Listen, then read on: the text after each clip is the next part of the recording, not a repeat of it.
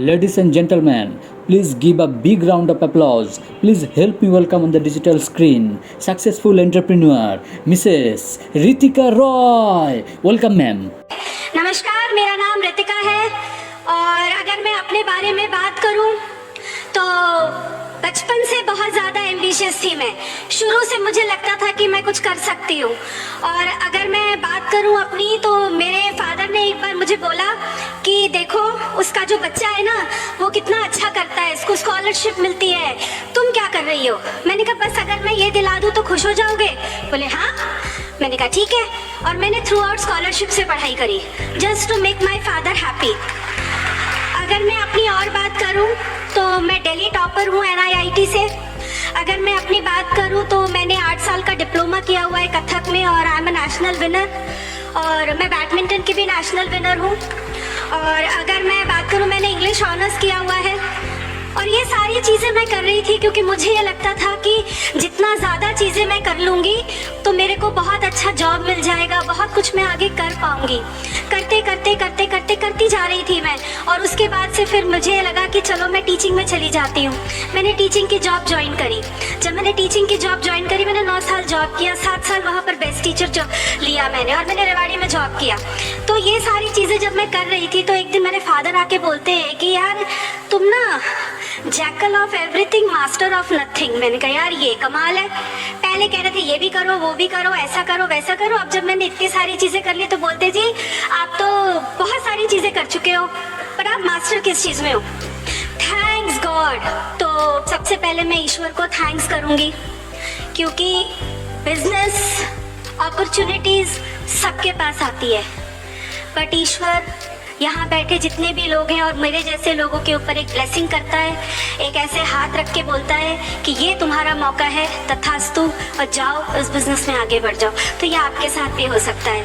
अगर मैं बात करूँ ईश्वर के बाद तो जिनके कारण मैं यहाँ खड़ी हूँ, मेरे माँ बाप, मेरे माता पिता, वो नहीं लाते इस दुनिया में तो मैं आपके सामने थोड़ी खड़े होकर बात कर सकती थी। सो मैंने अपने पेरेंट्स से बहुत कुछ सीखा। मेरे father he is a CA, मेरी मदर जो है वो भी बिज़नेस करती थी। और अगर मैं उनकी बात करूं तो मेरे फादर से मैंने हार्ड वर्क सीखा है। मेरे फादर का एक बार एक रोड एक्सीडेंट हुआ, वो 3 साल के लिए बेड पर आ गए। हमें लगा सब, हम लोग बहुत बहुत बहुत रिच फैमिली से बिलोंग करती हूँ मैं। मेरे फादर का रोड एक्सीडेंट हुआ, उसके बाद हमें लगा कि सब कुछ खत्म हो गया क्योंकि 3 साल के लिए वो बेड पर आ गए। जिस कंपनी की वो कुर्सी पर बैठे थे वहाँ पर टॉप 3 मतलब कंपनी डिसीजंस लेती थी उनके कहने पर, आज वो उनकी जॉब चली गई। तो मैंने समझा कि यार कुछ और करना पड़ेगा। मेरे फादर ने उस वक्त मुझे एक ही बात बोला, मैं यहाँ था, मैं नीचे गिरा हूँ लेकिन मैं वापस चढ़ जाऊँगा। आज मेरे फादर भिवाड़ी में रहते हैं और बहुत अच्छा पैसा कमाते हैं वापस से। मैंने अपनी मदर से प्रेयर सीखा कि अगर हम प्रे करते हैं किसी भी चीज़ के लिए, अगर हम ईमानदारी से प्रे करते हैं तो चीज़ें हमें मिलती हैं। वो हर बात में कहती थी जो हो रहा है ना सब ठीक है, जो हो रहा है ना सब ठीक है।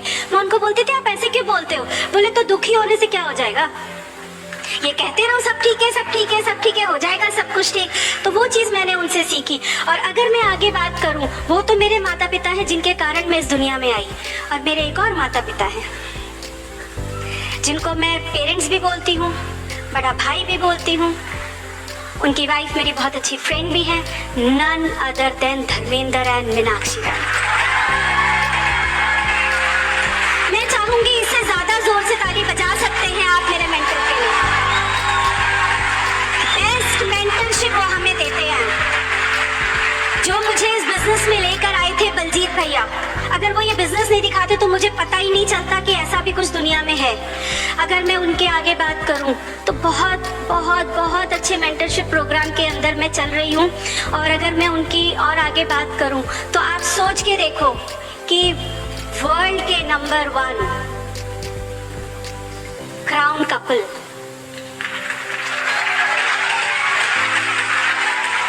Doctor uncle and aunty बड़ैच uncle, मतलब मैं सच बताऊं वो शायद ना उनकी आंखों में देखो तो वो इतने सोलफुल लोग हैं कि हम जैसे लोगों को खड़ा कर देते हैं। वरना मैं एक सिंपल बंदी आ गई इस बिजनेस में बट ये नहीं पता था कि क्या होगा। बट ऐसा मेंटरशिप प्रोग्राम जॉब में नहीं मिलता। मेंटरशिप प्रोग्राम मैंने किया है, जॉब में मेंटरशिप प्रोग्राम नहीं मिलता। और अगर मैं और आगे बात करूं, मतलब आपको पता है जब मैं जॉब में थी ना, तो मुझे बार बार एक चीज़ कहा गया, और मेहनत करोगी ना तो आगे बढ़ जाओगी, और मेहनत करोगी ना तो आगे बढ़ जाओगी। तो मेरे को एक फॉर्मूला समझ में आया था कि अगर मैं ये करूँगी ना तो मैं जॉब में आगे बढ़ जाऊँगी। तो वो फॉर्मूला क्या था कि आप हार्डवर्क करो, क्वालिफिकेशन बढ़ा लो, बहुत सारा टाइम लगा लो, छोटा मोटा बैंक बैलेंस तो मिल ही जाएगा। लेकिन जब मैं इस बिजनेस में आई और इस बिजनेस का फॉर्मूला मुझे समझ में आया, वो फॉर्मूला जानना चाहेंगे? वो फॉर्मूला था हार्डवर्क करो, एक सही और राइट एंड सच्चा प्लानिंग करो, एंड शिद्दत से उस सक्सेस के लिए प्रे करो। जब आप ये 3 चीजें करेंगे तो सक्सेस की सीढ़ी वहां से लेकर यहाँ तक की बहुत आसान हो जाएगी। मानते हैं आप लोग? बस इतने लोग ही मानते हैं। मैं आपको बता सकती हूँ, अगर मैं यहाँ खड़ी हूँ ना तो हार्डवर्क तो मैं बहुत टाइम से कर रही थी, लेकिन जब मैंने इसमें प्रेयर ऐड किया ना तो मेरे ही इसी काम के रिजल्ट्स दुगने हो गए। तो आप भी अपने काम के अंदर प्रेयर ऐड कर दीजिए। अगर आप प्रेयर ऐड कर देंगे, क्योंकि ब्रिट वर्ल्ड वाइड हमें क्या सिखाता है, अंदर की पावर बढ़ा लो, बाहर की दुनिया तो अपने आप बढ़ जाएगी। तो यही हमको करना है। अगर मैं बात करूं अपनी, तो मुझे ना सीरीज बुक से बड़ा डर लगता था, क्योंकि इतनी पढ़ाई कर लो ना तो बुक्स देख के डर लगने लगता है। लेकिन एक ही बात समझ में आई थी फ्रेंड्स की, अगर मैंने किताबें नहीं पढ़ी, अगर मैं ब्रिट की अच्छी स्टूडेंट नहीं बनी, तो वहाँ से यहाँ तक का सफ़र 100 साल में भी पूरा नहीं कर पाऊंगी। तो यही मैंने सीखा और यही मैंने किया कि अगर मैं स्टूडेंट अच्छी बन जाऊंगी। मैं अगर अपनी बात करूँ तो मेरे छोटे छोटे बच्चे हैं, अब तो बड़े हो गए। जब मैं आई थी तो छोटी थी, मेरी डॉटर 4 साल की थी। मेरी डॉटर अभी 18 साल की है और वो देहरादून में पढ़ती है, एरोस्पेस इंजीनियरिंग कर रही है, और मेरा बेटा 10 साल का है। मैंने कभी भी अपने बच्चों का बहाना नहीं किया फंक्शन में आने के लिए। कभी भी ये नहीं बोला कि मैं अभी बच्चों का काम कर रही हूँ तो मैं सीडी या बुक नहीं पढ़ सकती। पता है क्या है, सब कुछ 24 घंटे के अंदर है। मुझे प्लान करना था और मैंने एक ही बात समझी थी कि अगर मैं 2 बच्चों के लिए किसी भी चीज़ का एक्सक्यूज़ नहीं कर रही हूँ, तो ये जो बच्चा जो मुझे और मेरे बच्चों को पाल सकता है, मैं इसके कामों के लिए क्यों एक्सक्यूज़ कर रही हूँ? मैंने इसके काम के लिए कभी एक्सक्यूज़ नहीं किया। अगर मैं अपनी और बात करूँ तो मुझे हमेशा से ये था कि मैं ना कभी भी किसी भी, जब 2 लोग बात करें और मेरा नाम ले तो किस्से की तरह ना ले। ये ना कहे अरे वो बेचारी, ओहो वो नहीं कर सकती थी। मैं हमेशा से ये चाहती थी कि जब लोग मेरा नाम लें तो लोग बोले यस, ये है वो जो कर सकती थी और इसे देखकर मैं कर सकता हूँ। ये मैंने हमेशा अपने आप को दिया कि I wanted to always be an example. मैं एग्जाम्पल बनना चाहती थी कि मेरा नाम जब लिया जाए तो एग्जाम्पल की तरह लिया जाए। और एक और बात मुझे समझ में आई थी कि अगर मैं ये बिजनेस, आप लोगों में से कितने लोग गाड़ी चलाते हैं? आप थोड़ा शोर नहीं मचा सकते? गाड़ी चलाते तो अच्छी बात है ना। जब गाड़ी चलाते हैं तो कौन ज्यादा कंफर्टेबल होकर बैठता है, ड्राइवर जो गाड़ी चला रहा है या जो बगल की सीट पर बैठा है?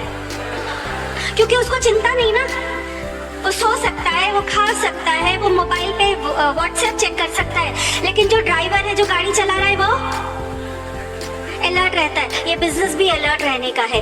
अगर ये बिजनेस मेरा है, अगर मुझे इसको चलाना है तो मुझे इसकी ड्राइविंग सीट पे बैठना पड़ेगा। क्योंकि अगर मैं साइड में बैठ गई तो मेरा बिजनेस अपलाइन या डाउनलाइन चला रहे होंगे, मैं नहीं चला रही होंगी। लेकिन अगर मैं नहीं चला रही तो मेरे हिसाब से बिजनेस आगे नहीं बढ़ेगा।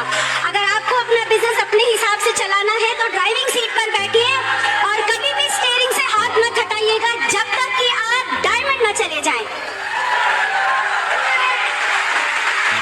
बहुत बार हम सुनते हैं ना कि आज इस दुनिया में ना सब लोग लड़ रहे हैं। कोई कुर्सी के लिए लड़ रहा है, कोई पोस्ट के लिए लड़ रहा है, हर कोई लड़ रहा है कि उनको दुनिया पे राज करना है। ये बिजनेस आपको मौका देता है वो लड़ाई लड़ने का कि जब आप यहाँ खड़े होते हैं तो दुनिया पर नाज कर सकती है।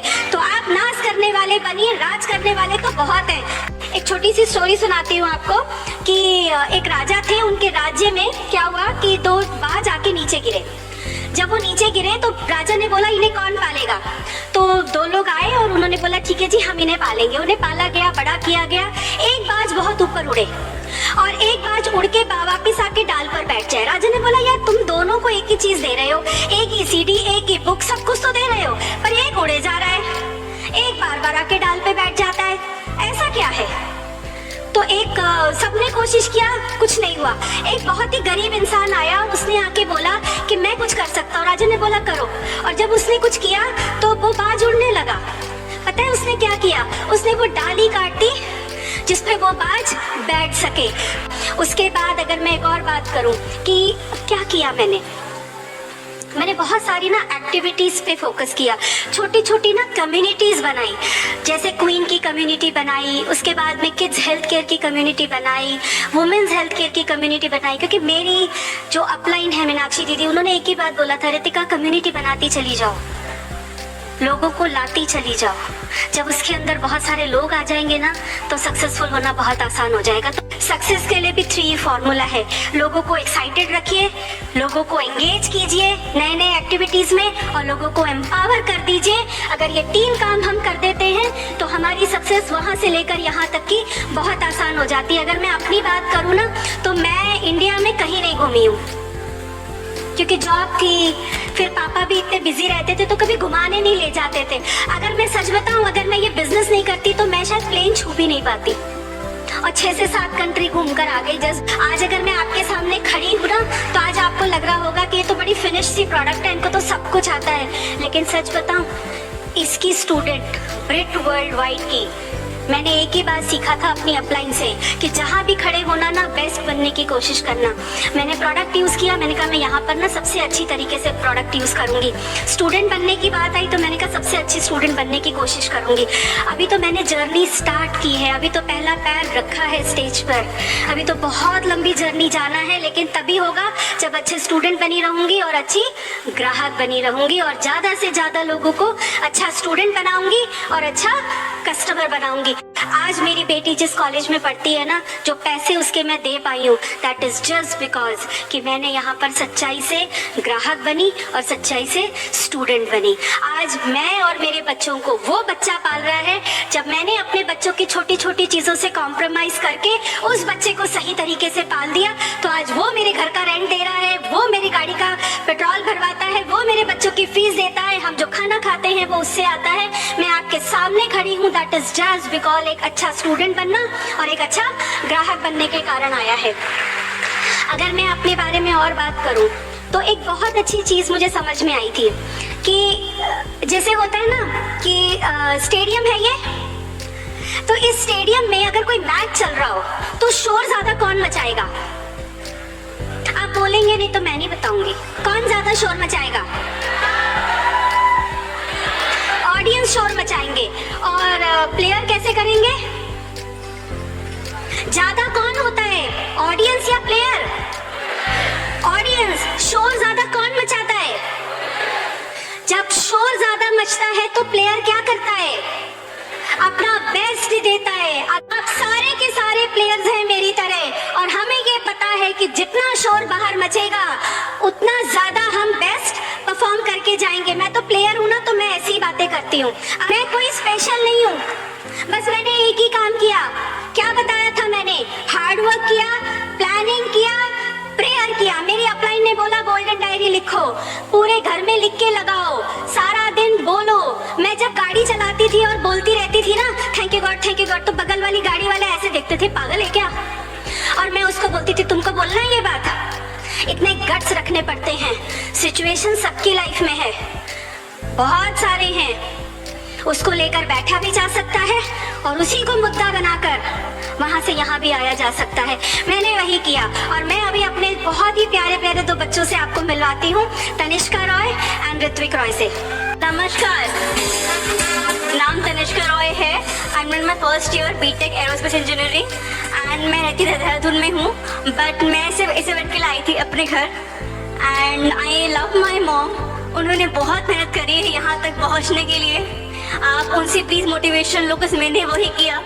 मेरी पढ़ाई बहुत मुश्किल मानी जाती है एंड उन्होंने मुझे बहुत मोटिवेट किया एंड दैट्स वाई आज मैं यहाँ पे खड़ी हूँ।